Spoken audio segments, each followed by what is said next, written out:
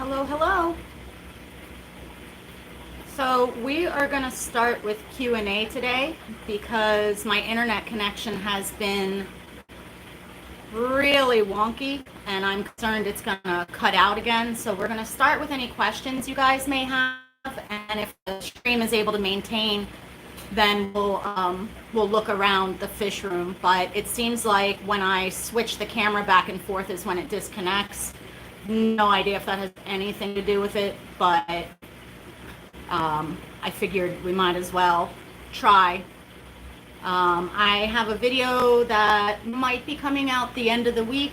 Today is what, Wednesday? I did move fish into tubs, so I wanted to share that with you guys, and I got some supplies. So on my second channel, Plantaholic, I will be doing a how to pot pond plant video for you at some point. It's kind of busy this week despite not going anywhere. You like my ladder bar in the middle of the frame? That's great, huh? So hello. I see a lot of familiar faces. I'm glad you all could join me today. Things are going pretty well down here. I saw someone asked if I'm shipping. We are still we've been moved from red to yellow, but the recommendation is still to try and stay home. I would love to be making an income right now, but I would rather just wait until wearing green suits, because I don't really want to be going back and forth to FedEx every day. And there's still some issues with shipping delays because of the overload of packages being shipped in, and I just am not comfortable with the idea of a delivery time that isn't guaranteed, so I'm going to keep waiting. I certainly have plenty of fish to sell, but it is what it is, right? My family, my girls and I have been hiking like 6 miles a day and going kayaking and trying to make the most of being stuck at home. I'm lucky that we live in a really beautiful area where we can do those things. I think that, everybody thinks this sucks. But it is what it is. It's my pleasure to hang out with you guys. I just hope my connection will maintain. It has been such a nightmare around here. My kids are trying to do cyber school and the connection just drops like crazy. Jeff says I inspired them to start a patio tub this year. That's awesome. It's really fun. Careful. It's a slippery slope. It's just like aquariums. Once you have one, you want more. Deb is asking if it was too late to use bulbs for plants. I don't think so. And this, at least here, and you're not that far. Ohio's, next state over. The spring was so weird. It was hot and then super cold. So, I think that the season was sort of set back. I know I'm about 3 weeks behind from where I generally am this time of year. So, it is what it is. I'm sure it'll be fine. Let me see if I can live chat. There we go. So, you guys have any questions for me? I think we usually get about 15 minutes into this. See the big boys swimming around behind me? They're so cute. 7 tubs, Ginger has. Yeah, it is a slippery slope. I guess I have 17, I think, running this year. Kanal Patnayak asked if tetras can survive in hard water. As a basic rule, yes. They're certainly not going to breed in hard water for the most part, but the vast majority of fish can acclimate fine to harder water. Any suggestions on substrate for a goldfish tank? Joe, I am really not a goldfish expert. I do have some. You can see them. Is that them? Yeah, that's the goldfish tank there. I used pool filter sand. I know that goldfish sift and explore with their mouth, so I would imagine that gravel isn't the best, but again, I am not an expert. I would ask someone who has a lot more experience than me. I only have goldfish by accident, so not an expert in that field, and I would hate to give you bad advice. Will Anubias do well in an outdoor tub? Andy asked.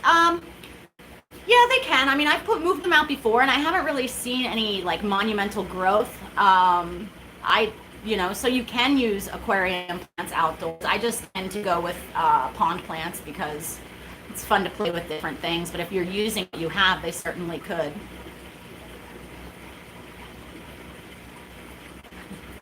Congratulations on your CPD fry, Stephanie.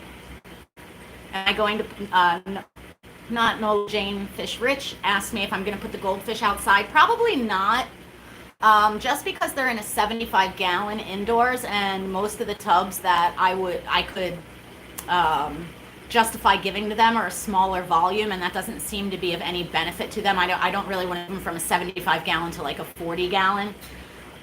They're putting on, they're having major gains. They've doubled in size since I upgraded them to the 75-gallon aquarium, so I'd like to just let them stay there. I do have my room heater off down here now, so it's not as hot as normal. And they seem to be doing really well. If I move my head, you might even be able to catch a glimpse. It's that tank right there. You see that flash of orange? Right above my finger is the little orange one, and then the other one's like a copper color. And then of course the barbs are in there as well. Small Fry Aquatics says that they have a strong dislike of breather bags and was wondering my thoughts. I used to use a lot of breather bags just because it is, there's a few advantages. One is that you can pack a lighter box, so it's much cheaper for the consumer. Two is they're much less likely to get caught in the corners because there's no air, which is particularly useful for very small fish or shrimp. The issue I have is the quality of most available. I would say that at least 60% of the ones that I've used in the past 5 years, and to me the risk of popping or leaking is not worth it. You also have the consideration for ammonia toxicity because it allows for that exchange of oxygen. Excuse me, my allergies are crazy. You know, if you overpack, that ammonia is going to go through the roof and can burn the gills of the fish or kill the shrimp. So my preference is to pack in just regular 2 mil fish bags. It does mean slightly higher shipping costs because of a bigger box. But the weight is comparable, so it's not too dramatically different. And, you know, to each their own. At one point, I had a heat sealer and was making my own breather bags, and it worked out pretty well, but it was a bit laborious, so just decided to, you know, stick with the regular ones.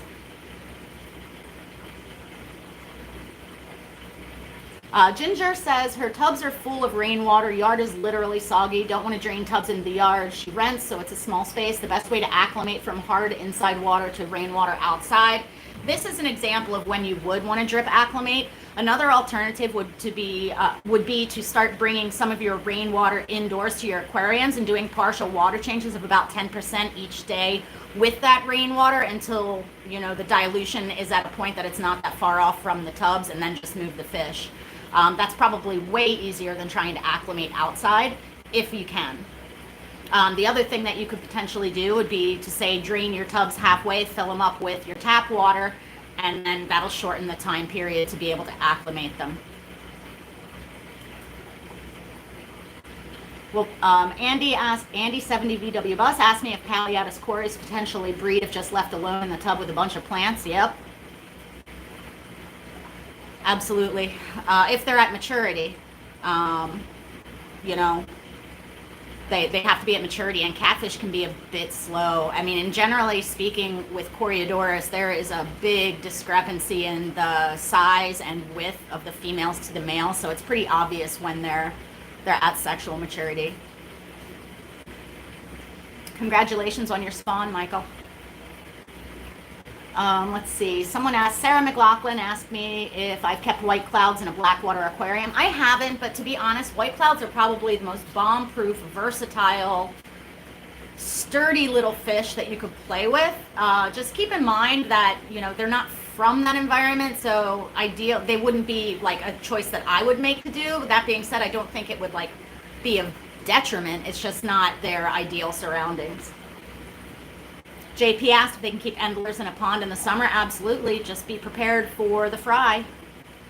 Someone asked about me shipping. No, I'm not. Lav asked about tips for a first timer shipping mystery snails. I like to use the cotton polyester pillow batting and add a little bit of water and then put the snail inside the batting, so that way if they bounce around they don't crack their shells. Thank you, Joe Manetta, for the super chat, and I am glad you guys appreciate my information. Someone asked, Oliver Rowe asked if you can keep dwarf crayfish with mbuna. No, I wouldn't.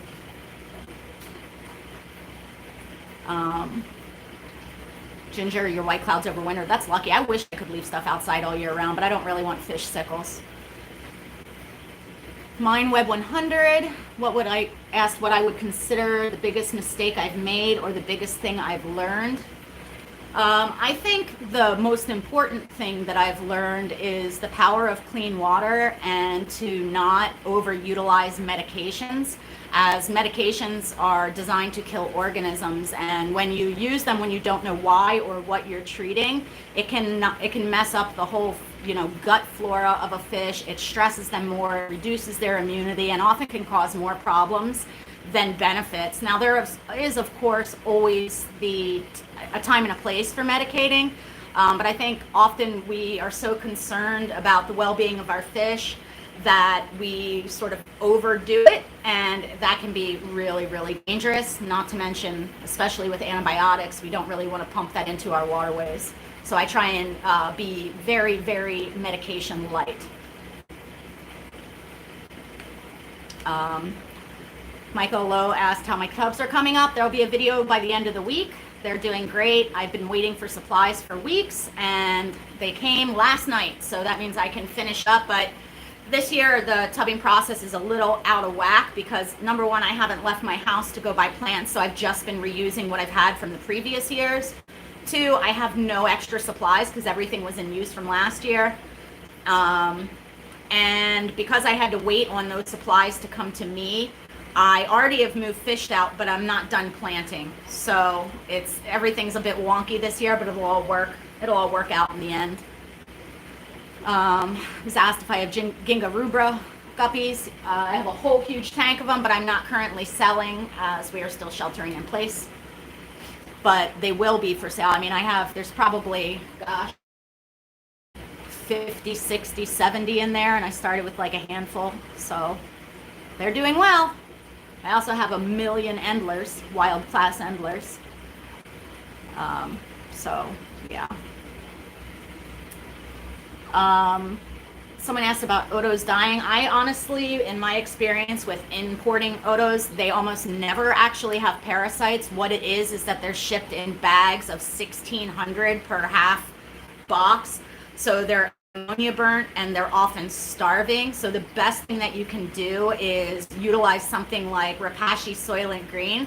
I'll even put them in a shallow tub so that they don't have to work hard to go up to the surface and things like that, and right on the surface. It settles on every surface. And I also utilize mature leaf litter and botanicals heavily when I'm adding in new Otocinclus.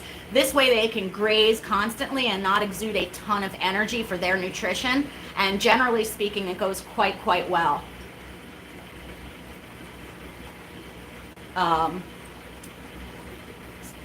Let's see. Thank you, Carol, for the super chat. I really appreciate it. Let's see. I can't wait till I can ship too, guys. You know, between ad revenue being down over 50% and the total loss of income from selling fish, it is not ideal. But, you know, it is what it is. As soon as I can, I will. So, you know, I'm sure I will be screaming it from the rooftops when I am back in action. You know, in all honesty. I am Sugar Hill asked, what's the smallest tub you would use for summer tubbing? I honestly don't look at things that way. I try and find the biggest thing that I can fit.